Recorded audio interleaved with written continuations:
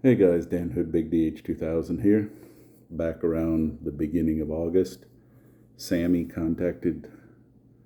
came onto the US Slingshot shooting page, and he was kind of looking for somebody to take a piece of wood from a ship referred to as the Victoria from 1928. It was built of mahogany, which I can confirm it was definitely mahogany. As you know, wood that old, it was probably cured well before it was put into the ship. So you're probably looking at a piece of wood was cut over 100 years ago by now. Anyway, he wanted an EVO, so I took it. Now the problem was he wanted the wood on both sides, so I had to split the wood. There was also a little bit of dry rot in the wood that I had to take care of, sand out. So by the time it was all said and done, I ended up with two roughly 1/4 inch thick pieces. So it wasn't quite thick enough for what I wanted to do.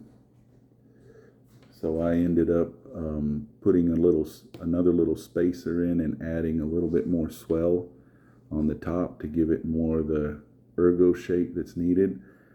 I also noticed that the wood was so old and so dry that it had a tendency to split if you weren't careful. That's just how that kind of stuff operates. So I recommended to Sammy that we put some G10 on the fork tips where the bands are going to be, just for safety's sake, if you will, or for to prevent, that's where a lot of the stress is. So prevent, pieces from breaking off back here, off on the corner, just because the nature of the wood, no matter how good you are, sometimes you just gotta reinforce the wood. Now there was a nail in this piece, which Sammy said throw away. I was gonna try and use it, but the idea I wanted to use would have changed the shape of this, so I've kept the nail in a little container. I'll let Sammy talk about it more when he does his video. Okay, I'll ship it back to him. But anyway, this is it, all finished. Holds really nice. I hope Sammy likes it. Reason it doesn't have a lanyard is because he's a master paracord man. So he's going to make his own lanyard. Maybe he can incorporate the nail in that. Who knows? One other thing I wanted to say is, because this is from a boat or a ship, surprisingly, I have a lot of friends who are true sailors.